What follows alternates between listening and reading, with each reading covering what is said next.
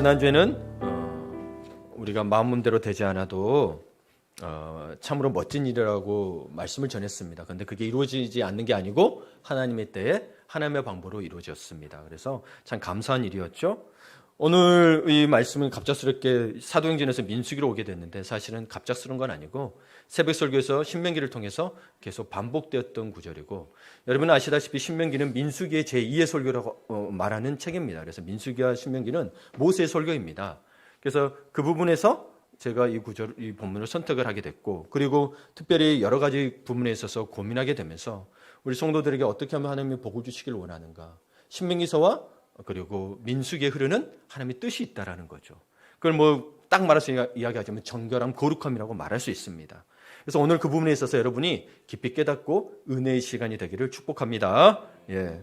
여러분 단풍은 참 아름답다고 물들었다고 하는데 TV로만 보니 안타깝습니다. 그렇죠? 예. 꽃이라고 보시라고 말씀했는데, 그리고 시간은 어느새 2020년 막바지에 이르렀습니다.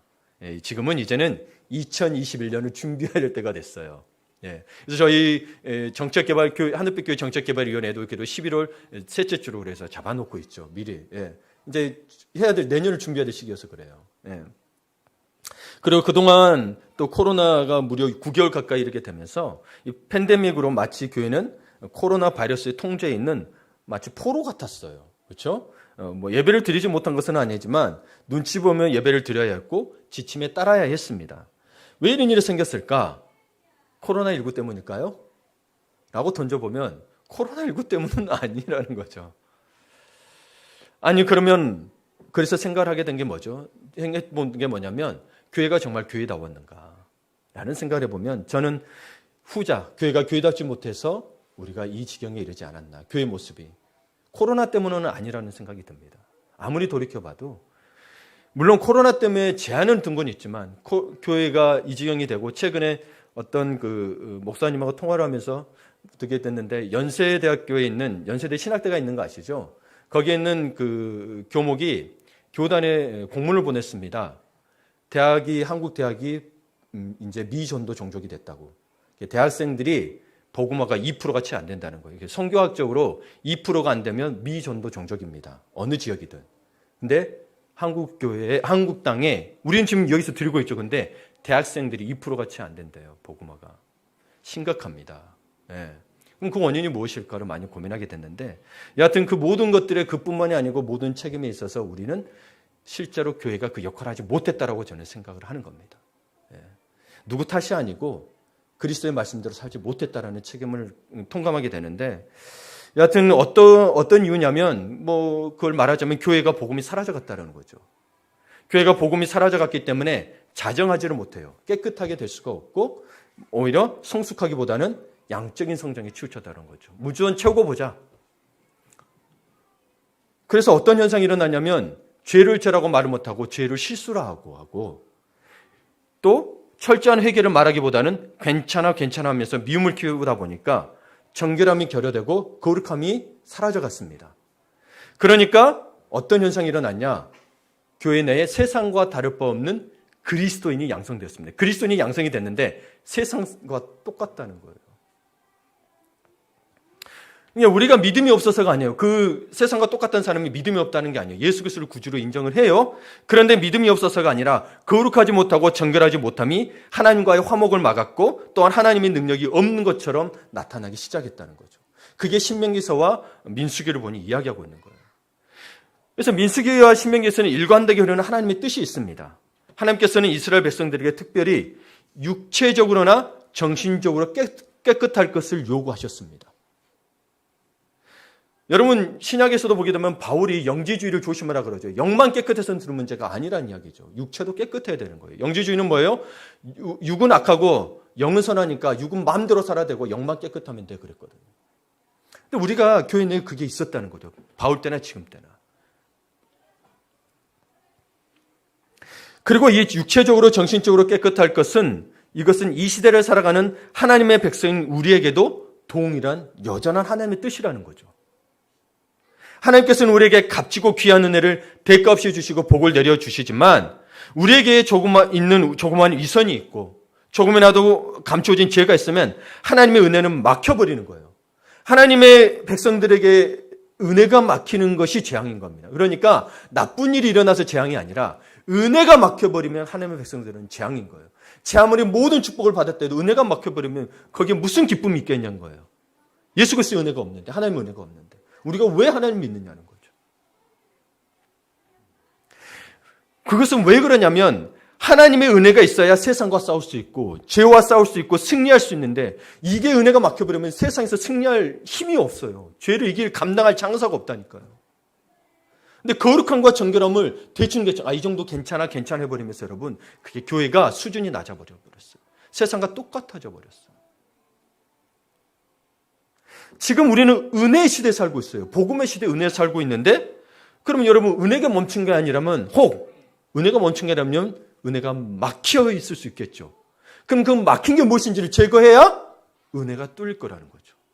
은혜가 흐른다는 겁니다. 오늘 민수기의 말씀은 일반 백성들이 신앙 공동체의 부흥을 방해하지 않기 위해서 이 부흥은 여러분 양적인 부흥을 이야기하는 게 아닙니다. 이스라엘 공동체에 있어서는 뭐예요? 질적이고 영적인 부흥을 말하는 겁니다. 이것을 방해하지 않기 위해서 그들이 최소한도로 삶에서 지켜야 하는 의무를 말하고 있습니다. 자, 최소한도예요. 최대한이 아니에요. 그런데 오늘 본문에서 이야기하고 있는 것은 세 가지를 이야기하고 있는데 이거를 최대한으로 보면 안 돼요. 이 세 가지도 지키기 힘들어. 그러면 여러분 예수 믿기가 고달퍼집니다. 나는 거룩해질 수 없다는 의미인 거예요. 그러면 은혜가 막힌다라는 겁니다. 누구나 이스라엘 백성이라면 지금의 우리가 누구나 하나님의 백성이라면 우리 안에 하나님이 계신 줄 믿을 것입니다. 그렇다면 최소한도로 이 은혜가 막히지 않기 위해서는 오늘 이 세 가지 이야기한 걸 꼭 지키셔야 한다는 겁니다. 이게 민수기에서 하나님께서 모세를 통해서 말씀하신 거예요. 그 세 가지가 무엇이냐? 그리고 이 세 가지를 말할 때 있어서 왜 이 세 가지를 강조하냐면 이 세 가지가 1절, 5절, 11절에 있는데 한번 보세요. 똑같이 시작하는 말씀이 있습니다. 뭡니까? 여호와께서 모세에게 말씀하여 이르시되. 여호와께서 우리에게 말씀하여 이르시되.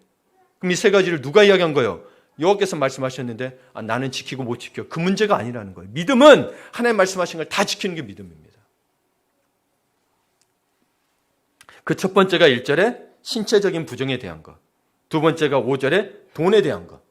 세 번째가 11절에 부부 사이의 문제입니다. 첫 번째로 보겠습니다. 신체적인 부정.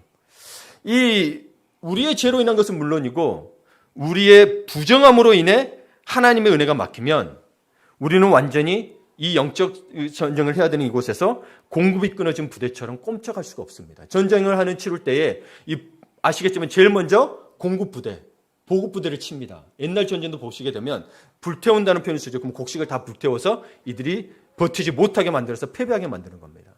이 보급을 끊어버린 것과도 같은데 여러분 이게 무슨 의미냐면 우리가 지금 신명기서를 새벽 기도에 보셨잖아요. 신명기서에 어떤 부분이 나오냐면 전쟁 중에 있을 때 대변을 봐요.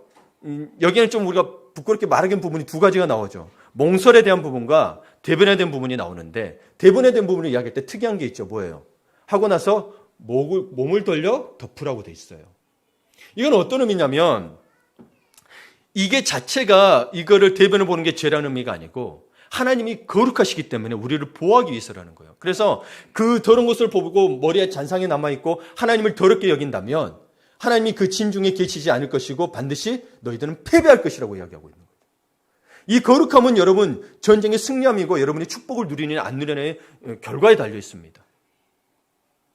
그래서 여러분 오늘 말하는 거는 여러분 믿지 아니하는 자에게 하는 게 아니고 믿는 자, 구원을 받았으나 거룩하지 못한 것은 큰 문제가 된다고 이야기하고 있는 거예요. 하나님께서는 이스라엘 백성에게 이야기했습니다. 이스라엘 백성이 아닌 민족에게 이야기한 게 아니라 이스라엘 백성에게 뭐라고 했냐. 내가 거룩하니 너희도 거룩하라 그랬어요. 그는 신약에도 계속 그러고 있는 겁니다. 그러니까 우리가 생각지도 못했던 아주 사소한 죄나 불경건이 교회의 붕의 불길을 꺼버릴 수 있다는 거죠. 지금의 한국교회가 그런 상황이 아닌가라고 생각합니다. 대표적으로 지금 그분 이야기도 그분 성함도 잃어버렸지만 막 데모했던 교회 있죠. 사랑제일교회. 그분 이름도 제가 기억을 못하게 됐습니다. 너무 속상했었나 봅니다. 그게 교회의 전체 교회가 그런 게 아닌데 교회에 영향을 끼치기 시작했죠. 그걸 거룩하다고 한 사람이 아무도 없죠. 그렇죠? 믿는 자들조차도 거룩하다는 말 안 합니다. 그렇게 데모하고 하는 거는 세상 사람도 다 해요. 동성애 문제도 그렇습니다. 여러분 동성애 문제는 사랑의 문제가 아니고요. 죄에 대한 문제입니다. 근데 자꾸 사랑으로 드려야 된다. 그러면 여러분 보세요. 그러면 여러분 복음이 필요 없게 됩니다. 왜죠? 예수님께서 십자가에 못 박히신 건 누구의 죄 때문이에요? 우리의 죄 때문이에요. 그러면 그 죄가 죄를 남긴 거예요? 죄를 사한 거예요? 사했다는 건 뭐예요? 없앴다라는 거죠. 근데 동성애를 받아들이고 해서 그래도 믿게 해라. 거룩하면 만약에 그를 받았다고도 칩시다. 그러면 하나님의 거룩함이 위배됩니다. 이거를 계속 구약에서도 이야기하고 있거든요. 남창에 대한 부분이 다 동성애에 대한 부분입니다.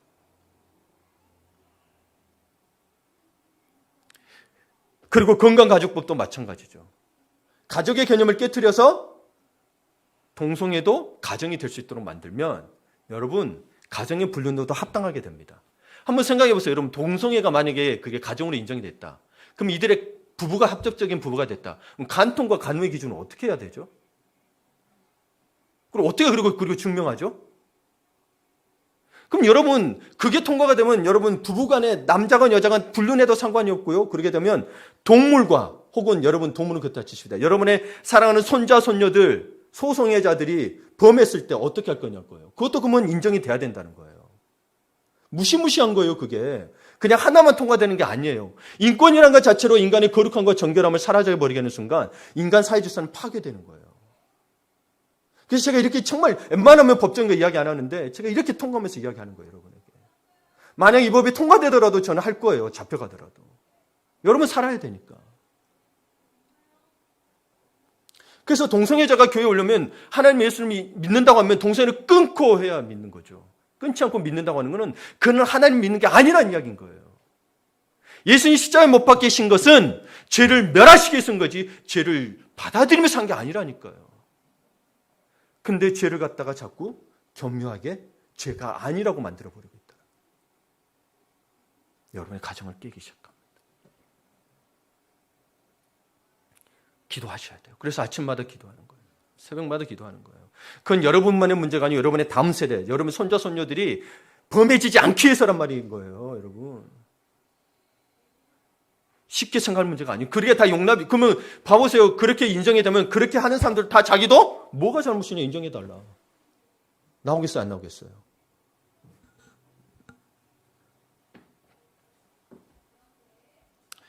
그래서 오늘 1절에서 3절에 있는 보면 뭐 나병 환자, 유출병 환자, 죽음을 부정하게 된 것들. 이것들에서 여러분 이게 제가 해서 전체적으로 신체적인 부정이다라고 이야기합니다. 예. 그리고 여러분 아시겠지만 여호와의 청호에 들어오지 못한 자들에 대해서도 신명기에서 이야기하고 있단 말이에요. 문제가 있는 자, 성기에 문제가 있는 자, 뭐가 있는 자. 그거는 뭐와 연결되어 있었냐면 단순히 결함의 문제가 아니고 우상숭배를 하다 그랬단 말이에요. 우상숭배와 관련이 있기 때문에 그랬단 말이에요. 그렇죠? 제가 참 말하기 낯뜨거웠지만 하는 이유는 기계의 핵 뒤에는 다 우상숭배가 있기 때문에 이야기를 하는 거예요. 그리고 이 규례들은 믿지 아니하는 자가 아니라 1차적으로 믿는 자들에게 한다는 걸 기억하셔야 합니다. 이게 이스라엘 공동체인데 있었다는 거죠. 그걸 따라 사는 사람들이 있었다는 거예요. 그럼 교인들은 없겠어요? 있다라는 거죠. 나병 환자, 유출증, 죽음으로 부정된 자, 이것만 가지고 이야기하면 한 시간짜리가 될 수 있기 때문에 결론을 말하자면 이 병이 악하다는 걸 이야기하고자 하는 게 아니에요. 하나님이 말하고자 하는 것은 뭐예요? 하나님의 백성은 신체를 깨끗이 해야 된다. 정결하게 된다는 걸 이야기하고 있는 거예요. 이게 무슨 말이냐? 육체적인 순결이 정신적인 순결, 영적인 순결을 위한 브릿지 역할을 한다는 거예요. 연결 역할을 한다는 거예요. 여러분 어디부터 죄가 시작되는 것 같아요? 여러분 눈 감고 아주 세상하고 결별해서 산다고 칩시다. 그러면 최소한 죄를 적게 짓겠죠. 마음속에 죄는 지어도. 근데 눈으로 보면 더 많은 죄들을 짓게 되죠. 그래서 여러분 그 대면조차도 몸을 돌리고 하나님이 덮으라고 했던 거예요. 하나님의 거룩함이 입에 되면 여러분이 죽기 때문에 그렇습니다. 하나님은 우리를 살리고자 그렇게 하라는 거지 까다로우신 게 아니에요. 그분의 속성이 거룩하기 때문에. 그리고 이 육체는 연결 역할을 하는데 우리의 육체는 뭐를 담는 그릇이에요? 영혼을 담는 그릇입니다. 성령이 거하시는 성전입니다. 그래서 구원받은 자는 하나님과의 관계에서 항상 육체적 정결함을 통해 정신적, 영적 정결함, 거룩함을 지키는 겁니다. 그렇지 않으면 여러분 영지주의가 됩니다. 영만 선하면 되지. 육은 말만 들어 살아야 되지. 그래서 이 영지주의를 통해서 나중에 나온 파가 뭐냐면 에피쿠로스 학파와 그리고 쾌락주의, 제가 그 학파 이름 잊어버렸네. 마음대로 사는 자와 그리고 아주 이성적으로 치우치는 부분 두 가지가 나오게 돼요. 그러면서 이혼론이 시작되는 거예요. 이혼론적인 삶을 살게 되는 거예요. 여러분 그래서 이 육체의 정결함이 굉장히 그리스도인에게는 중요합니다. 함부로 하지 마십시오. 예. 그래서 이것을 이 육체적 정결함을 지켜가는 것을 우리가 좀 어려운 말로 성화라고 이야기하는 거예요. sanctification.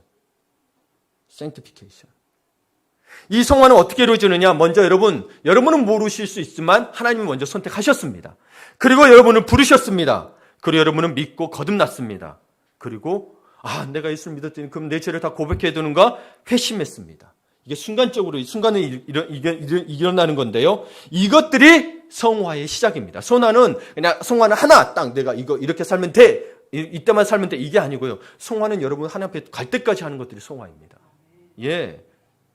그래서 이 성화를 증명하는 거, 거룩함과 정결함이 이 성화의 증명이라는 거예요. 여러분이 성화의 삶을 살고 있다. 거룩하고 정결하다. 성화의 삶을 살고 있다는 거죠. 예수님 하나님의 말씀에 순종하고 있다라는 거예요. 그래서 여러분 이것들은 하나님의 부르심부터 시작해서 우리의 거룩함, 하나님 앞에 갈 때까지 결코 나눌 수 없는 것들입니다.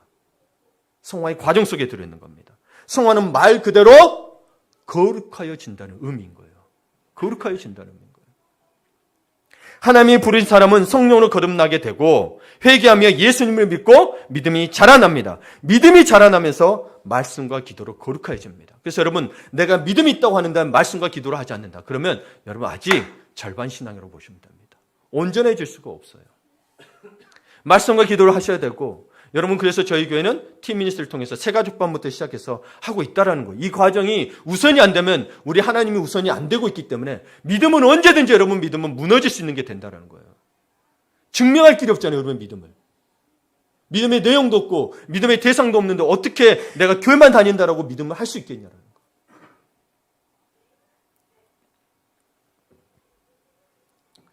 여기는 반드시 성령의 도심이 있습니다. 네. 그래야 또 이끌림 받은 거예요. 말씀과 기도를 했음에도 불구하고 안 되는 사람들이 있어요. 그래서 성령께 온전히 도심을 또 구하지 않냐면 이게 영적인 거는 그렇습니다.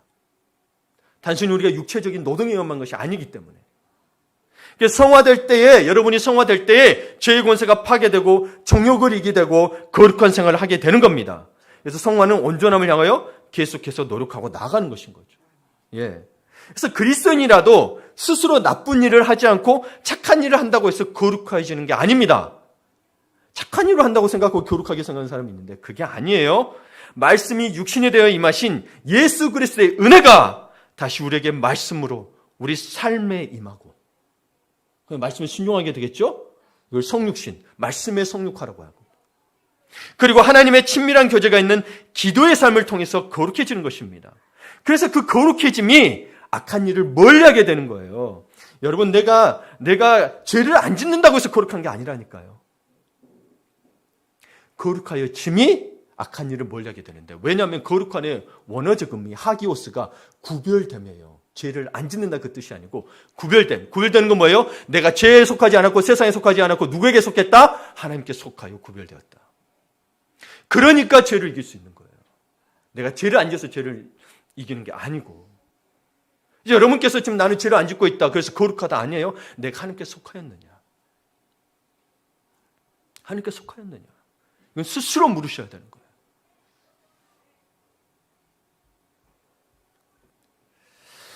여러분, 어둠 가운데, 죄악된 세상 가운데 있으면 자신의 죄를 볼 수가 없습니다. 워낙에 죄가 만연하니까 남들도 다 그러니까 나도 그래도 돼, 이렇게 돼버리는 거죠. 네. 얼마나 세상이 엄해져. 불륜을 저지르고도 뻔뻔하잖아요. 사랑하는 게 죄냐는 거잖아요. 죄가 죄인 줄 모르는 세상이 됐다니까. 그 속에 있으면 나는 깨끗한 사람이 돼버려요. 자꾸 나는 그 정도는 안 해, 이렇게 돼버려요. 그런데 그래서 자신은 괜찮은 사람으로 생각하는데, 여러분 근데 진리 가운데로, 빛 가운데로 가까이 오면 올수록 신앙적 양심은 그만큼 더 예민해지고 아주 작은 거룩하지 못한 것까지도 보게 됩니다. 그래서 여러분, 믿는 자라 할지라도 일상에서 기도와 말씀이 없으면 이 거룩함이 이루지를 못하게 됩니다.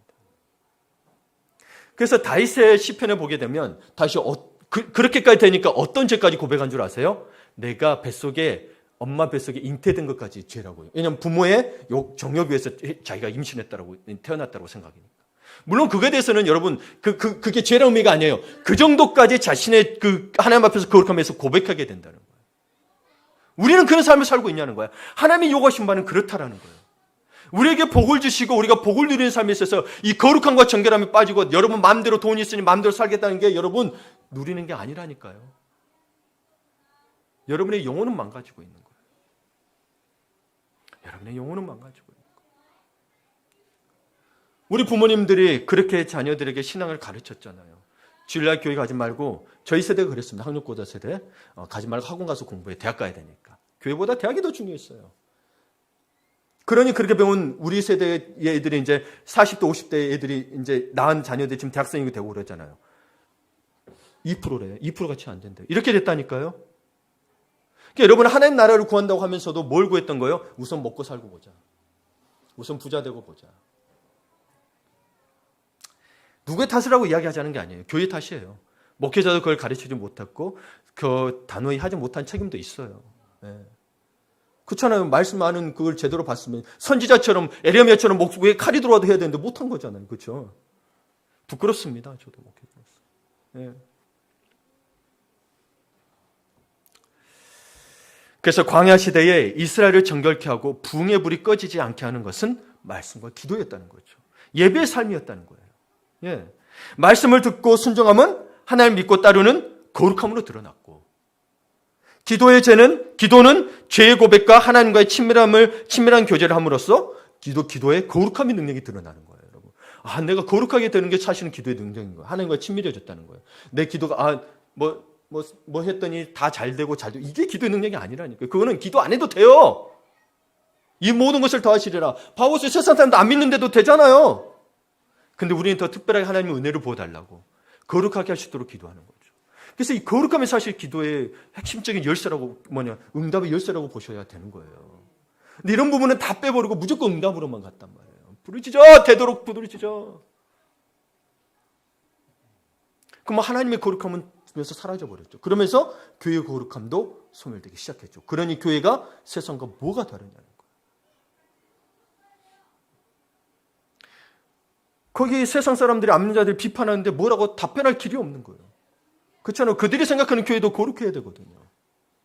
근데 저희 아버지 때부터도 그랬어요. 저희 아버지가 그랬어요. 어머니가 주일날 교회 간다고 그러고 부부 동반이 대부분 그때 토요일에도 일을 했으니까 토요일 오후부터 해서 주일까지 이어지잖아요. 그럼 부부 동반이 1년에 한두 번밖에 안 되는데 어머니는 교회 간다고 안 가는 거예요. 그러면 아버지가 이야기해요. 야, 우리 직장에 장로도 있고 집사도 있고 권사도 있는데 다 가더라. 술 마시고 담배 피고 놀러 다 가더라. 너는 왜 안 가냐? 어머니한테 소리 지르고 난리 났었어요. 뭐 그럴 수 있다라고 생각하는 순간 여러분 우리의 거룩함은 사라집니다. 뭐 누리고 살자는데 하나님 너무하신 거 아니에요. 하나님이 너무하신 게 아니고요. 하나님 우리에게 복을 주시기를 원하는 그 복을 놓치고 있고 여러분이 원하는 복을 누리기 원해서 하나님 원하시는 거룩함을 제어버리는 거죠. 여러분이 원하는 누림이 말하는 게 아니고 하나님이 말하는 영적인 누림을 말하고 있는 거예요. 그런 욕심들이 이단에게 또 끌려가는 거죠. 그렇죠? 이 성화의 과정 내에서 생각하지 못하고 그냥 하나님 우리 좋게만 하라고 하나 보다 하면서 하느니 더 좋게 해준다, 잘되게 해준다, 축복해준다. 이단들이 그거 다 걸고 있어요. 아시죠? 예. 너 그러면 다 해결될 거야. 집 문제 해결될 거야. 뭐 해결될 거야. 자녀 문제 해결될 거야. 다 넘어가는 거예요. 다 넘어가는 거예요. 여러분, 그래서 기복신앙 그거 조심하라고 수차례 이야기하는 거잖아요. 교회 내도 교회에 축복이 없다는 게 아니에요. 근데 그것만 바라고 가서는 큰 위험에 빠진다. 영혼의 문제가 빠진 거야. 여러분 거기 가서 좋은 사업가 좀 능력 있는 사업가 만나서 여러분 사업 잘 될 수 있습니다. 봐보세요. 이 사람들 돈 많죠? 네. 여러분 저기 워싱턴 DC 공항 앞에 가면 쉐라톤 호텔이 있는데 이게 통일교 거예요. 네. 삼성보다 돈 거의 삼성 만만치 않게 벌어요. 여러분 잘 속이고 싶지 않은 거예요. 뭐 주님 앞에 하나님 앞에 나와서 부자 되고 뭐 되고 그게 핵심이 아닌데 자꾸 그걸로 사람들을 전도하려고 했단 말이에요. 교회 나오게 하려고. 사실 전도의 목적이 있었죠. 근데 변화가 안 됐단 말이에요.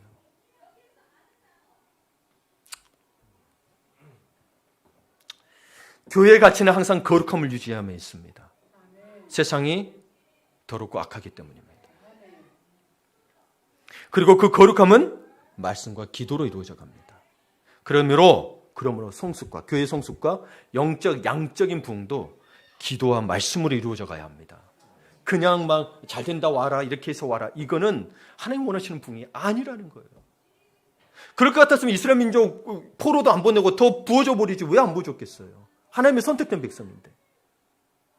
그리고 이 약속의 땅 가나안 땅이 적과 꿀이 흐르는 땅인데 들어감에 있어서 너희가 누리려면 거룩해라라고 이야기하고 있는 거예요. 누릴 수 있는데 거룩하지 않으면 못 누린다라고 이야기해요. 그래서 가난한 자가 생기고 했던 거예요. 적과 꿀이 흐르는 땅인데.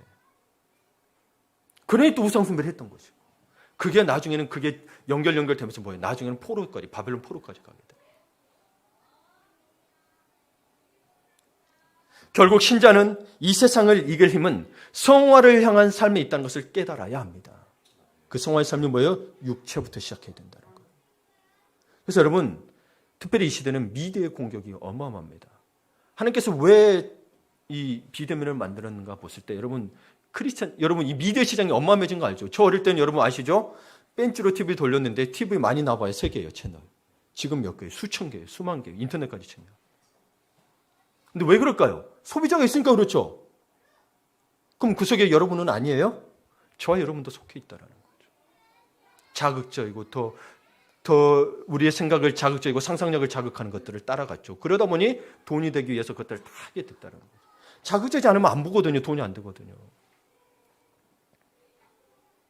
여러분 그래서 제가 여러분에게 미디어를 다 끊어라 그러기가 아니고 될 수 있으면 드라마는 좀 끊으십시오. 보게 되면 또 보게 되는데 거기에는 하나님의 생각이 하나도 없어요. 없어요. 봐보세요. 심지어 어떤 줄 아세요? 우리 기독교인이라고 있는 최수종 씨라든가 시원이라든가 나오면은 이 사람들이 너무 착해. 그러면 미디어는 어떻게 만들 줄 아세요? 목탁 소리가 나와요. 보살이라고 만들어버려요. 그리스도인인데. 그러면 그걸 보는 사람들이 이 사람들 불교인가 보다 하고 불교로 가겠죠.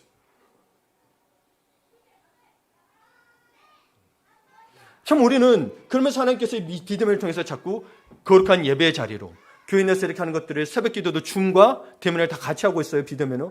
그런 자리에 나오라는 거죠. TV는 1시간, 2시간 보는데 기도 시간 1시간은 못하냐는 거예요. 여러분 그러면서 거룩함이 상실되고 여러분이 축복을 받는 것 같지만 여러분의 영혼은 피폐해져 가고 그 결과가 자녀들의 대학이 다니는 지금의 우리 대한민국이 오히려 지금 유럽처럼 미전도 종족이 되게 생겼다는 거죠. 심각합니다. 그걸 교단에 공문을 보냈어요.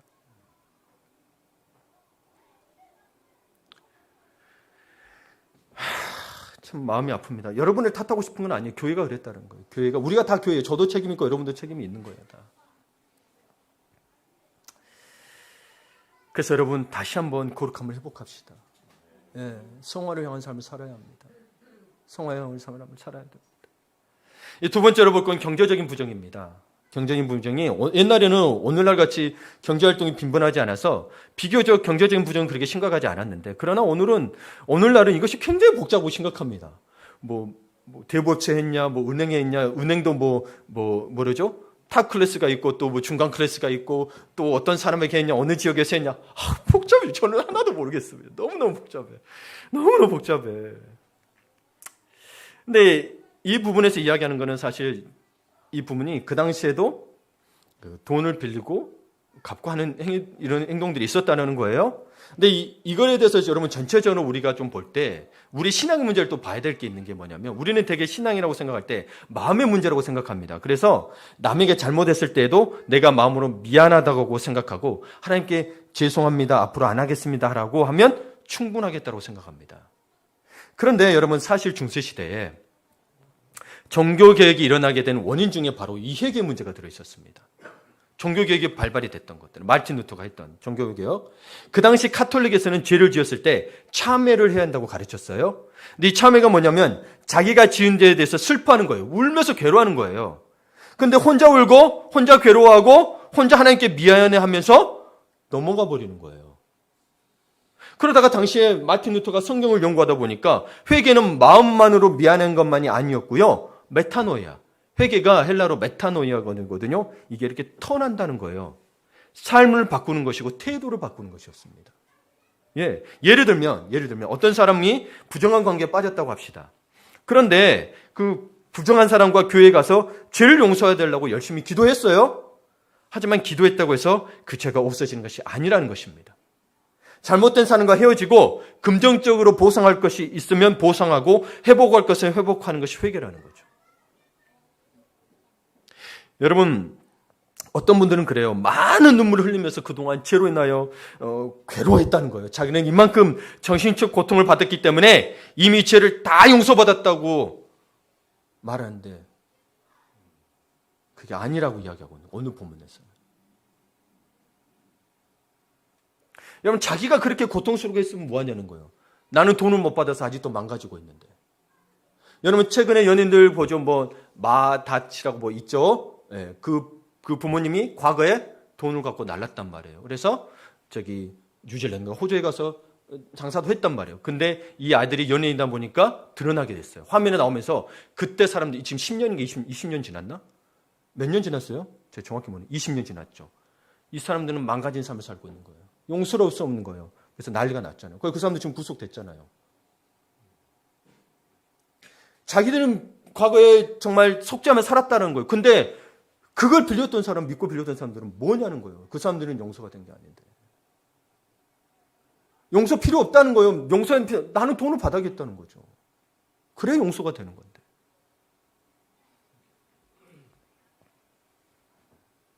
오늘 본문에 뭐냐면 남에게 피해를 끼치거나 물질적인 손해를 여러 가지가 있지만 특히 물질적인 손해를 끼쳤을 때 반드시 금전적인 배상을 하라는 거예요. 우리가 어떤 때는 기독교인이 돈으로 배상하는 것이 너무 계산적인 거 아니야?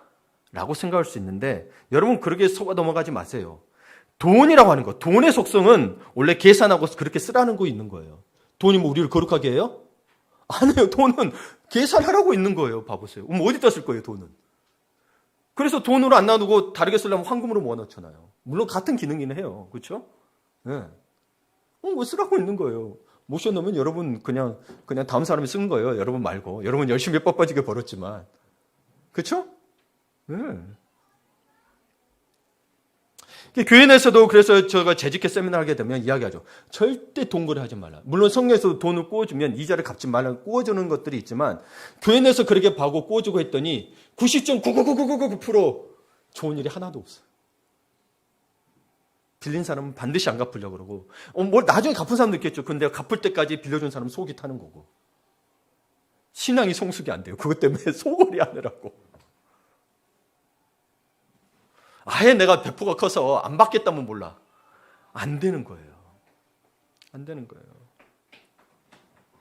그래서 남에게 돈을 빌린 후에는 세월이 많이 흘러서 갚지 못했을 때에도 찾아가서 갚는 자세가 있어야 된다는 거예요. 예. 본인이 죽었을 때는 자식이나 부인에게도 갚으라는 자세가 있어야 된다는 거예요. 안 그러면 빌린 사람은 뭐냐는 거예요. 근데 지금 우리 법들이 어떻게 돼요? 이혼하면 사실상 그냥 법적인 이혼이지 사실상 같이 살잖아요. 이혼하면 부인이나 자녀에게 안 가게 되는 건데 그러기 전에 빌리지 말라는 거죠. 사실 그렇게 해서 보고 있다고 하지만 그럼 빌려준 사람은 뭐가 돼요? 여러분? 여러분이 쉽게 벌었어요? 참 마음이 아픕니다. 마음이 아파요. 그래서 왜 갚으라고 하냐면 이것이 심판 때에 다 기록으로 살아나기 때문입니다. 하나님의 규례에 있기 때문에. 하나님 말씀하신 데서는 반드시 심판하십니다. 그래서 돈 문제 있으면 여러분 해결하시길 바랍니다. 그래서 가끔 보면 병원비를 갚지 않았거나 혹은 외상값을 떼먹었거나 빌린 돈을 갚지 않았는데 10년이나 20년이 지난 후에야 이자까지 붙여서 갚는 분들도 있죠. 예. 어떻게 보면 바보 같은 짓인지 모르겠지만 그 사람의 양심 속에는 10년이나 20년 전에 그 떼먹었던 것이 양심의 가치로 남아있으니 그 후에 갚게 된 거죠. 예. 그러고 나서 뭐예요, 여러분? 뭐예요? 너무 속이 시원하다고. 너무너무 속이 시원하다.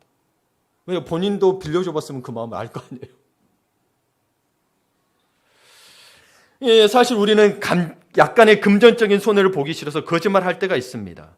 그때 우리는 분명히 금전적으로 이익을 보았는지는 모르지만 우리 안에 있는 양심은 엄청나게 병들기 시작합니다. 그러면서 제가 아니기 시작합니다. 통로를 열어주는 순간 여러분 사단이 이길 방법이 없습니다. 주님 앞에 나오지 않고. 왜? 합법적으로 너 속였잖아. 그럼 이것도 속여도 돼, 이것도 속여도 돼, 이것도 속여도 돼. 다 속이기 시작합니다. 바늘도둑이 소도둑이 된다는 게 여기에도 딱 맞는 거예요. 네. 근데 결국 이것이 더 손해를 보게 된다는 거죠. 이런 것들을 방지하기 위해서 하나님께서 이 구제를 이스라엘 민족에게도 주고 계신 거예요. 주고 계신 거예요. 네.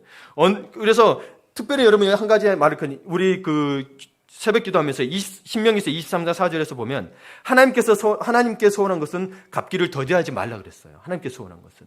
여러분은 이거는 참조하시기 바랍니다. 부디 돈 때문에 양심을 이렇게 좀 묶어놓지 않았으면 좋겠습니다. 예. 그래서 어느 정도까지 갚아야 되냐면 8절 한번 띄워주실래요? 저도 참 이런 돈 문제 이야기하기가 참 그렇습니다만은 8절을 보면 만일 죄값을 받을 만한 친척이 없으면 그 죄값을 여호와께 드려 제사장에게 돌릴 것이니 이는 그를 위하여 속죄할 속죄 순양과 함께 돌릴 것이니라. 자, 내가 갚아야 될 물질이 있어요. 근데 당사자가 없어 받을 사람. 그러면 그 당사자의 친척에게 갚으라는 거죠. 근데 친척도 없다. 그러면 여호와께 드리라. 그러면 성막에 가야겠죠? 그럼 제사장에 드리라는 거예요. 여러분 그래서 이 갚을 사람 없으면 저한테 드리라는 게 아니고 여러분 가능하면 가서 그 가족들에게도 갚으라는 이야기입니다. 이거는 무슨 말이에요? 적극적으로 해결하라는 거예요. 적극적으로. 그리고 어떤 분들 저는 가능하면 이런 이야기도 하고 싶습니다. 여러분 돈을 빌려줬는데 부동산으로 주면 괜찮지만 주식도 오르는 주식이면 괜찮겠지만 가끔 뭐 물건으로 줘요. 내가 쓸모없는데 그것도 피하셔야 합니다. 예. 특별히 목사들도 돈을 빌리는 사람이 있습니다. 그러면 반드시 갚아야 되겠지만 갚지 않으려고 하는 분들이 있는데 하나님께 바쳤다고 생각해라. 너 믿음이 훌륭하지 않냐? 그건 아니죠. 그거는 둘이 동거래를 한 거고 그렇게 이야기하는 목사님들 나는 모르겠습니다. 정말 깨끗하게 하고 있을지. 목사도 갚아야 돼요. 하나님께 바쳤다고 여러분이 그러니까 그 목사님보다도 그것을 받아주는 성도들이 대단한 거예요. 아유 그래 목사님한테 빌려줬으니까 뭐 하나님께 드렸다고 믿음으로 해야지. 그리고 믿음으로 살아가. 이분들이 대단한 거예요. 실은 목사도 갚아야 되는 거예요. 이건 예외가 없는 거예요. 네.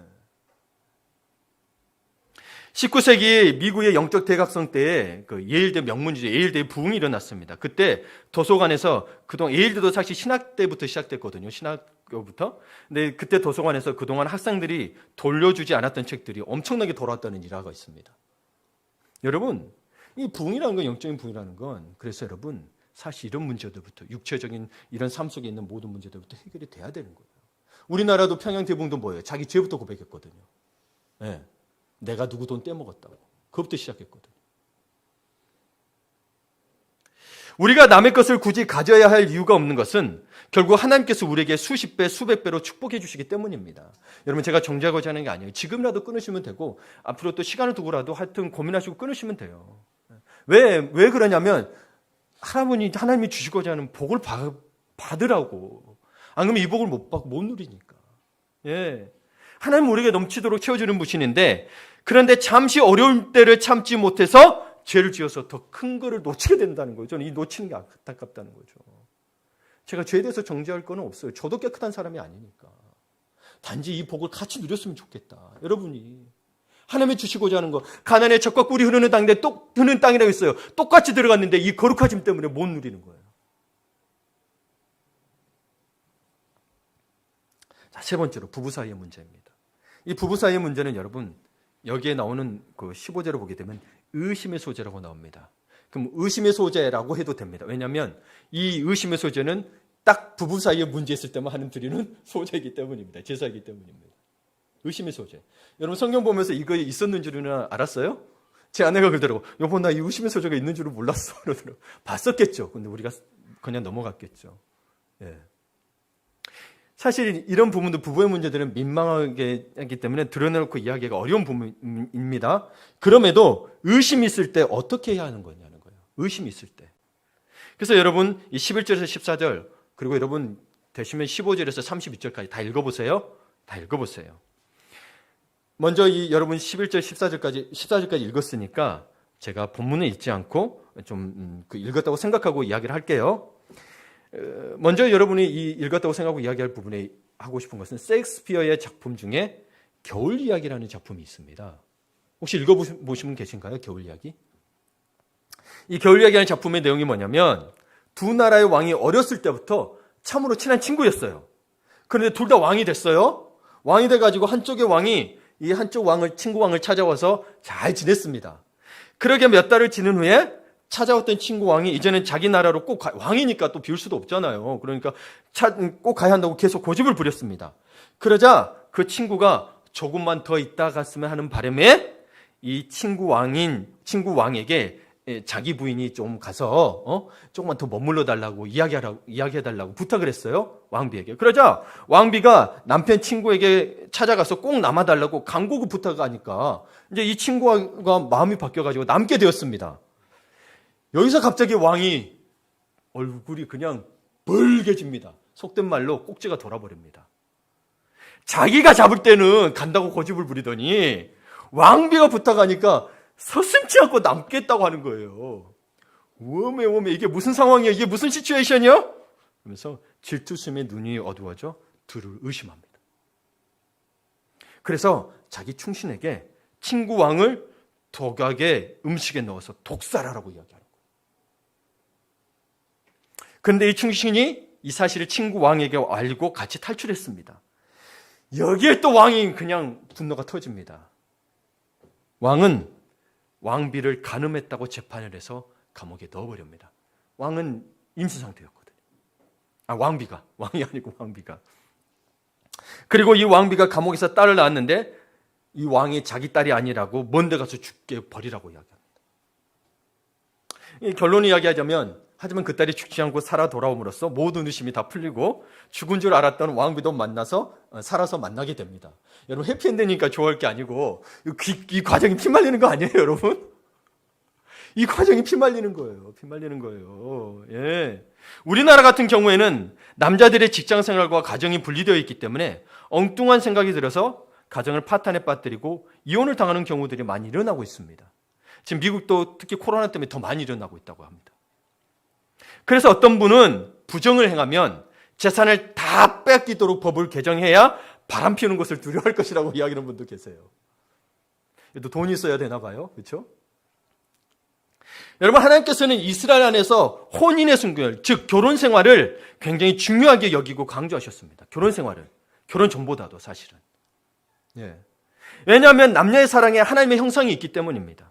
그래서 남자가 남자이고 여자가 여자인 것은 굉장히 존귀합니다. 예. 그리고 남성과 여성의 바른 사랑과 결혼은 하나님의 형상을 회복하는 축복인데 자꾸 이걸 왜곡시키고 있죠. 다투게 만들고, 예, 그러게 되죠. 그러나 사람이 이 세상을 살다 보면 하나님이 주신 복으로 만족하지 못하고 딴 길을 가려고 합니다. 여러분, 하나님이 주시지 않은 복은 사탄의 미끼입니다. 예. 그래서 그 영화에 어떤 영화가 있었죠? 미끼를 물어버렸구만. 그러죠. 미끼를 물면 어떻게 돼요? 올라와서 칼질 당하고 횟감이 되는 거죠. 그렇게 여러분 죽게 되는 거예요. 이 미끼를 물면 안 돼요. 내가 누려도 돼. 내가 정말 어렵게 살았으니까 누려도 돼. 아닙니다. 누리는 건 그게 누린 게 아닙니다. 조심하셔야 합니다. 그래서 하나님의 백성들은 죄 짓는 데는 철저하게 바보가 되어야 합니다. 성경에 미련한 자 바보가 되지 말라 그랬는데 바보가 되어야 된다고 하는 성경 구절이 딱 하나가 있습니다. 로마서 16장 9절 보겠습니다. 자, 너희의 순종하며 모든 사람에게 들리는지라 그러므로 내가 너희로 말미암아 기뻐하노니 너희가 선한 데는 지혜롭고 악한 데는 미련하라고 되어 있어요. 미련하기를 원하노라. 미련한 데는 악한 데는 미련해 주세요. 아, 내가 그거 알아. 그냥 피하기만 돼. 그게 아니고 알아도 모르게 그냥 나 그거 몰라. 죄는 그냥 모르게 피해지지. 아, 그거 알아. 그래서 머릿속에 여러분 생각을 물면서 그 죄를 짓고 있는지도 몰라요. 그냥 몰라 미련해져 버렸어. 이 부분만큼. 남들이 아이고 바보 같네 무시해도 그냥 몰라. 아셨죠? 야, 그렇지 않고 이길 방법이 없어. 요셉도 피했던 거룩 정결한 요셉도 사실은 그 자리를 피했죠. 보디발 아내의 유혹의 자리를 피했던 거예요. 옷이 다 벗겨 이게 겉옷을 놓고 오게 되더라도 피했던 거예요. 피해야지 이길 수 있지. 이거는 여러분 그 자리에 있으면서 이길 수가 없는 유혹들인 거예요. 자, 그럼 본문으로 와서 의심의 소재가 왜 나왔는가? 이게 제가 겨울 이야기했죠. 이 뭐냐면 이 오늘의 본문이 자기 부인이 임신을 했는데 남편이 생각하기에 자기 아이가 아닌 것 같다는 거죠. 예. 증거가 있는 것도 아니고 상대가 누구인지도 모르고 그렇다고 해서 그냥 두자니 의심이 자꾸 생겨서 미칠 것 같은 거예요. 누구에게 내어놓기도 참으로 좀 부끄럽죠. 그러나 하나님께서는 그런 의심도 하나님 앞에 내어놓게 하셨다는 거죠. 여러분, 다른 사람에게 이야기하는 게 아니고 하나님 앞에. 그래서 제사장을 찾아온 거죠. 하나님을 대리하는. 그래서 하나님 앞에 나가서 하나님은 저는 남에게 말 못할 창피한 의심이 있습니다. 제 아내가 임신을 했는데 제 자식이 아닌 것 같습니다라고 솔직히 고백하라는 거죠. 예. 이를 위해 아내를 데리고 제사장에 가서 의심의 소재를 드리겠다는 거죠. 그래서 이 의심의 소재가 무엇이냐? 15절 보세요. 15절 끝부분을 보게 되면 처음부터 볼게요. 그 아내를 데리고 같이 읽어볼게요. 시작. 그 아내를 데리고 제사장으로 가서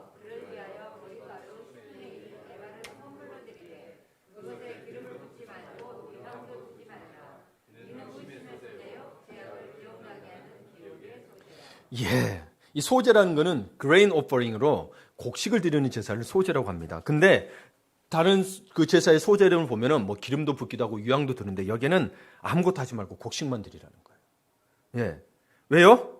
왜냐하면 그것만 드리면서 오직 죄만 생각나게 하라는 거예요. 그러면 여러분 아까 이야기했지만 15절부터 다 읽어보세요. 31절까지 집에 시간 가셔서. 근데 이 의심의 소제, 이 기억에 하게 하는 이 소재에 있어서는 핵심이 있습니다. 죄악을 기억나게 하는 제사인데 죄악을 기억나게 하는 것이 핵심이 아닙니다. 무슨 소재라고 그랬어요? 의심의 소재라고 했죠. 누가 의심했죠? 남편이. 그래서 이 의심의 소재의 핵심은 남편의 의심을 없애는 데 있습니다. 만약 생각해 보세요. 여러분 부인의 이 죄가 아닌지 아닌지를 이거를 생각나게 하고 누명을 푸는 거에 핵심이 있다면 여전히 남편이 의심하고 있다면 이 여인은 어떻게 살아야 되죠? 네, 의심받고 살아요. 그러면 좋아요? 아니에요. 이거는 그래서 여러분 그 의심받고 있는 아내를 보호하고 남편도 믿음을 갖게 하는 거예요. 그래서 남편의 의심을 없애는 게 굉장히 중요한 겁니다. 이 소재는 여인에게는 죄를 생각해야 하는 거지만 핵심은 뭐냐? 남편의 의심을 없애는 데 있습니다. 그래서 부부간에는 여러분 아시겠지만 한 번 의심하기 시작하면 의심이 자꾸 깊어지게 돼 있습니다. 심지어 뭐예요? 딸에게 문자가 와도 딸에게서 뭐 애칭을 써놨어요. 그러면 딸의 문자가 와도 못 믿는 거죠. 너 이거 따로 해놓은 거 아니야? 딸 같은 여자 만나고 있는 거 아니야? 이렇게 되는 거죠. 그런데 하나님 앞에서 이야기하고 대화하고 상담하고 또 부인이 깨끗하면 의심의 소재로 인하여 임신을 하게 됐다는 거예요. 이게 왜 의심했다는 거예요? 임신했기 때문에. 근데 자기 아이가 아닌 것 같다는 거예요. 근데 그러면 의심이 나오는데 그래서 31절까지 읽어보면 만약 이 여인이 부정하게 했다. 그러면 그 아이는 죽게 되는 거예요. 근데 부정한 게 아니고 살게 또 다시 이 아이가 살게 되고 생명을 갖게 했다. 그러면 남편은 의심을 거두라는 거예요. 여전히 의심하지 말라는 거예요. 아니 그래도 나는 못 믿겠는데 그러지 말라는 거예요. 누가 해주셨기 때문에? 하나님이 해주셨기 때문에. 남편을 믿어야 된다는 거예요. 그래서 의심의 소재는 우리 마음속에 부부간에 일어나는 마음속에 일어나는 의심을 어떻게 신앙적으로 해결해야 하는지를 보여줍니다. 고대 사회에 이런 법이 있다는 게 놀라운 거죠. 오히려 지금의 법보다 더 나은 것 같은데. 그렇죠? 왜 있는 건 줄 아세요? 하나님이 심판하셨거든요. 벌하고 생명을 주셨나 안 주셨나 하나님이 하셨다는 거죠. 그러므로 여러분 이 핵심이 뭐예요? 억울한 부인의 누명을 풀어주는 거고 남편의 의심을 다시 믿음으로 바꾸는 게 핵심이라는 거예요. 그러므로 하나님께서는 부부싸움까지도 신앙으로 해결하도록 하셨다는 거죠. 너희들 해결할 수 있는 게 아니다라는 거예요. 여러분 한번 보세요. 그래서 해결하기 위해서 상담도 하고 찾아가서 하죠. 그래서 선생님이 이야기한 대로 해요. 그러면 나는 하는데 니는 왜 안 하냐? 더 싸우지 않아요? 무식해가지고 말이야 들어도 모르고 이러잖아요. 근데 여기는 하나님이 진짜 전진하신 하나님이 개입해 주셨어요. 의심할 여지가 없죠. 그냥 순종해야 되는 거죠. 그러니 여러분도 하나님 앞에 나오셔야 합니다. 우선 어디 법정에 가기보다 우선 누구를 찾아가기보다 하나님 앞에 정직하게 나와서 하나님 앞에 묻고 자신들의 잘못을 인정하고 하나님 앞에 해결해 달라고 해야 되는 거예요. 아니면 여러분 봐보세요. 다 이유가 타당해요. 남편의 입장, 아내 입장 다 타당해요? 안 타당해요? 다 타당해요. 누구 편을 들 수가 없어요. 혹은 가족들 누구 가서 이야기하면 뭐예요? 엄마는 말이야 남편만 쓰고 있다고 막 이런단 말이에요. 왜요? 여전히 의심하거든요. 무섭습니다. 사람 마음이 그런 거예요. 그래야 여러분 하나님 앞에 나와서 신앙성으로 해결해야 의심 없이. 의심 계속 있으면 여러분 결혼 생활하기 힘들잖아요. 의심 없이 끝까지 사랑할 수 있게 하려면 하나님 해결해 주셔야 돼요. 그렇죠? 여러분이 그 누구를 믿겠어요? 그렇죠? 의심이 들어버렸는데. 남편도 아내도 못 믿는 마당에 누구를 믿어요? 그렇죠? 이 성경에 이런 법이 있다는 게 놀랍지 않아요? 고대 때부터. 강해 설교로 탁월하신 김선태 목사님은 이 민수기 이 부분에서 이런 글을 썼습니다. 오늘날은 의심의 시대입니다. 정신적으로 건강한 줄 알고 결혼했는데 알고 보니까 정신적으로 너무 병들어 있는 경우도 있을 수 있습니다. 성적으로 깨끗한 줄 알고 사귀고 결혼했는데 나중에 보니까 다 끊어버리지 않고 문제가 크게 일어날 수 있습니다. 다른 것은 아무리 잘해도 이런 부분에 속아버리면 인생은 사기당하는 것이라 합니다. 사람에게 속지 않도록 기도해야 하고 욕심을 너무 부리지 말아야 합니다. 그리고 의심을 혼자 많이 품고 있는 것은 자신을 위해서나 가정을 위해서나 공동체를 위해서나 좋지 않습니다. 왜냐하면 자신의 정신을 병들게 하기 때문입니다. 공감하시죠? 제 글이 아니고 김석태 목사님의 글입니다.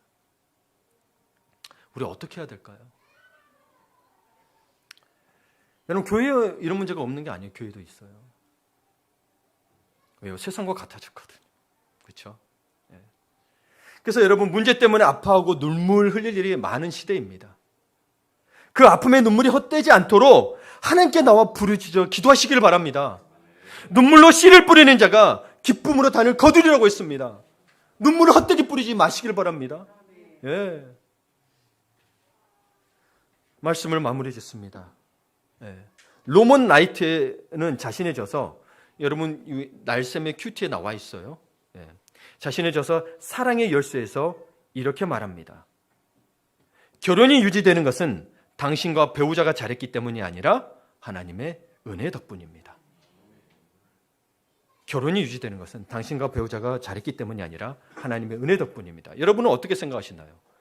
저도 목사고 제 아내도 사모지만 둘이 끄덕끄덕합니다. 부정을 못합니다. 여러분은 모든 의심을 하나님 앞에 내어놓고 해결받음으로 건강한 정신을 소유하시는 성도들이 다 되시기를 축원합니다. 아멘.